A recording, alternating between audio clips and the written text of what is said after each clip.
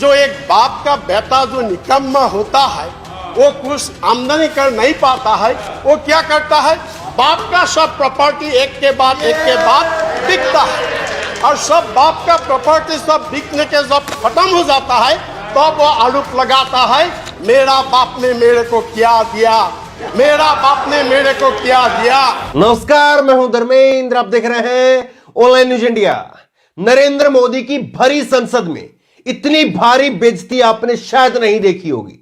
किस तरह से कांग्रेस के सांसद ने नरेंद्र मोदी के एक एक झूठ को संसद के अंदर ऐसे बयां किया है, आप देख करके कहेंगे कि जनता को, देश की जनता को आंखें खोल करके सच देखना चाहिए। वीडियो हम आपको दिखाएंगे कैसे नरेंद्र मोदी की सरकार की धज्जियां उड़ा करके रख दी और कैसे बीजेपी के तमाम नेता वहां पर मुंह ताकते रह गए।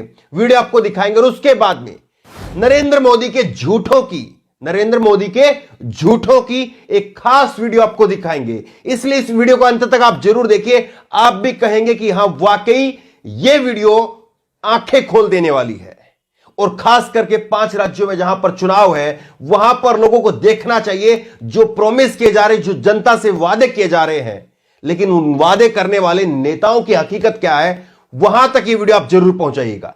सबसे पहले आपको दिखाते हैं कैसे जो है वो कांग्रेस के सांसद हैं रिपुन बोरा, और ये असम से राज्यसभा के सांसद हैं। राज्यसभा के अंदर खड़े होकर के बोल रहे थे और नरेंद्र मोदी की सरकार की धज्जियां उड़ा दी। उन्होंने कहा कि कांग्रेस से लगातार नरेंद्र मोदी की सरकार पूछती 70 साल में क्या किया। दरअसल ये उसी निकम्मे बेटे की तरह से है जो निकम्मा बेटा बाप की सारी संपत्ति को बेच देता है और फिर कहता है मेरे बाप ने मेरे लिए क्या किया।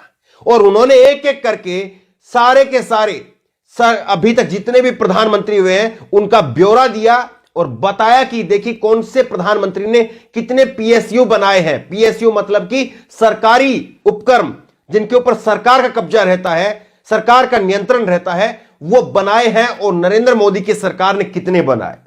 आप अंत तक ये वीडियो देखिए। 2 मिनट का ये हिस्सा वीडियो आपको दिखा रहे हैं, इत्मीनान से आप इसको देखिए और फिर उसके बाद में नरेंद्र मोदी के झूठों की एक खास वीडियो आपको दिखाएंगे।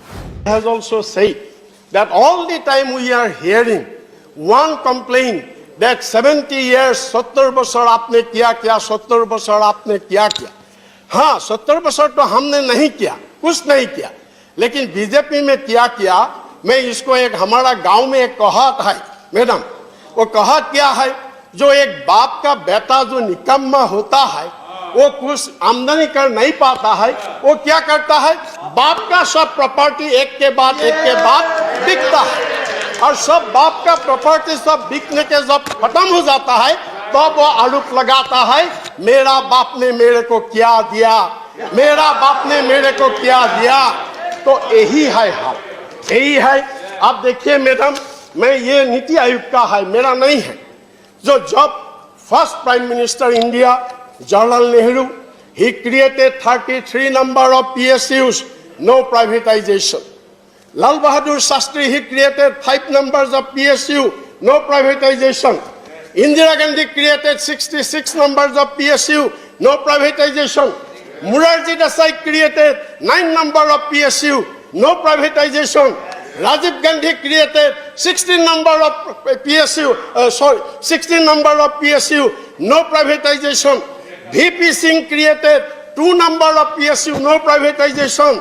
PV Narasimha Rao created 14 number of PSU, no privatization.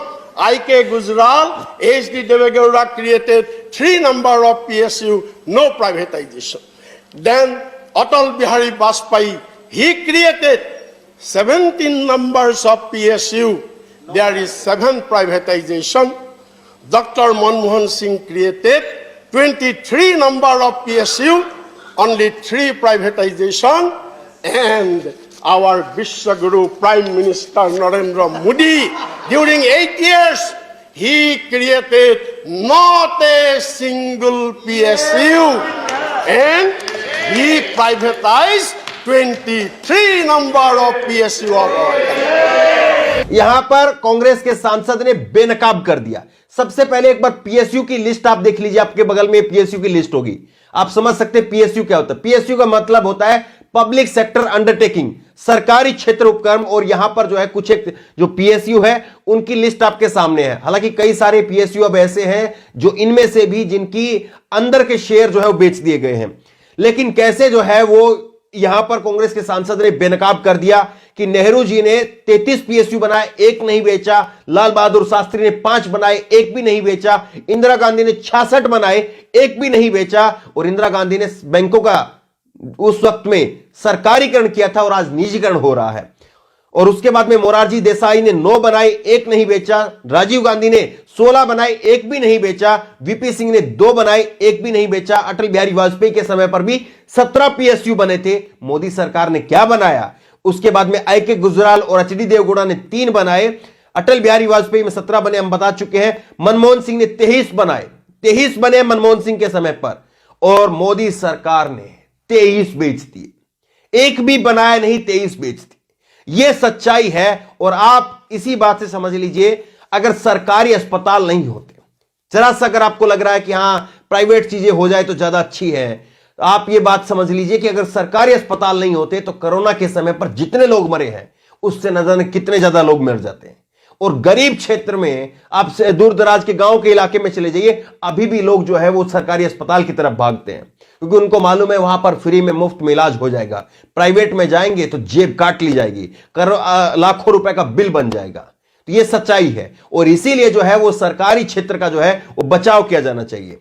अब आपको दिखाते एक वीडियो, आपको देखिए वीडियो, आप देखिए कैसे नरेंद्र मोदी जी कहते हैं मैं एनसीसी का सक्रिय कैंडिडेट रहा हूं। ये एनसीसी के बारे में बोलते हैं जब एनसीसी के बच्चों के बीच में जाते हैं। उसके बाद में जब आदिवासियों के बीच में जाते हैं तो आदिवासियों के लिए बोलते हैं कि हां, मेरा महत्वपूर्ण एक कालखंड जीवन का मैंने आदिवासियों के बीच में बिताया है। और उसके बाद में जब रेल की बात करते हैं वो कि रेल को नहीं बेचा जाएगा, नहीं प्राइवेट किया जाएगा, तब कहते हैं कि मैंने रेल में चाय बेची है और मुझको जितनी समझ है रेल के मंत्रियों को नहीं है। खास वीडियो है ये आपके लिए। और उसके बाद में वो कहते हैं आज तक चैनल के ऊपर कि मैंने 35 साल तक भिक्षा मांग करके, भीख मांग करके जो है गुजारा किया है। और फिर एक इंटरव्यू, और पुराना इंटरव्यू है इनका, उसमें वो कहते हैं कि मैंने हाई स्कूल तक पढ़ाई की है। और फिर उसके बाद में अमित शाह आते हैं, वो कहते हैं मैं बीए और एमए की डिग्री सार्वजनिक कर रहा हूं। इससे ज्यादा झूठ और क्या बोला जा सकता है? देखिए आप। कि मैं भी कभी आप ही की तरह एनसीसी का सक्रिय कैडेट रहा, कि जीवन का एक महत्वपूर्ण कालखंड मैंने आदिवासियों के बीच में बिताया। रेल के डिब्बे में चाय बेचने वाले को रेल की मुसीबतों का जितना पता होता है उतना रेल मंत्रियों को भी पता नहीं होता।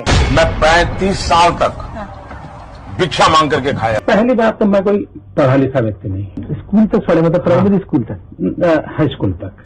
प्रधानमंत्री जी की बीए की और एमए की दोनों डिग्रियां सार्वजनिक करना चाहता हूं। ये वाकई दुर्भाग्य है कि इतनी झूठ बोलने वाले नेता आज देश पर राज कर रहे हैं। देखिए, यहां पर किसी की कोई पद की जो है वो अपमान करने वाली बात नहीं है, लेकिन जिनने जो वादे किए उससे तो आईना दिखाया जाना चाहिए ना, कि आपने वादे क्या किए थे, आपने क्या कहा था। देश ने कांग्रेस ने जो है वो देश को 60 साल में गड्ढे में डाल दिया, ये कर दिया, वो कर दिया। बाद में आपने वही कांग्रेस की मनरेगा नरेगा की जो नीतियां थी उसको आगे ले जाना पड़ा, जिसको जो है वो आप आधार कार्ड को उस वक्त में विरोध करते थे, बाद में आपको आधार कार्ड को आगे ले जाना पड़ा। कांग्रेस की नीतियों को आपने आगे बढ़ाया। तो जो पहले की जो नीतियां रही थी, मनमोहन सिंह ने 23 पीएसयू बनाए, आपने एक नहीं बनाया साहब, आपने 23 बेच दिए। और फिर कहते हैं मैं देश नहीं बिकने दूंगा, मैं देश नहीं झुकने दूंगा। और सच्चाई क्या है? सच्चाई ये है। तो बहरहाल इस वीडियो को ज्यादा से ज्यादा शेयर करिए, दिल खोल करके शेयर करिए। कम से कम अपने 10-10, 15-15 दोस्तों को 10-10, 20-20 मिनट अपनी लगा करके, आधे घंटे का समय लगा करके इस वीडियो को जरूर शेयर करिए, ताकि लोगों को पता चले कि जो वादे किए जाते हैं, जो जुमले दिए जाते हैं, उनकी सच्चाई क्या है। इस खबर को ज्यादा से ज्यादा शेयर करिए। इस खबर को लेकर, इस वीडियो को लेकर आपकी जो भी राय हो नीचे कमेंट बॉक्स में अपनी राय जरूर दें। और इसी तरह की तमाम खबरों के लिए ऑनलाइन न्यूज़ इंडिया सब्सक्राइब करें, साथ में जो बेल आइकन घंटी उसको जरूर दबाएं, ताकि जैसे वीडियो अपलोड करें उसकी नोटिफिकेशन आपको तुरंत मिल सके। धन्यवाद। इस खबर को अभी लाइक करें, शेयर करें, अभी चैनल को सब्सक्राइब करें और घंटी जरूर दबाएं।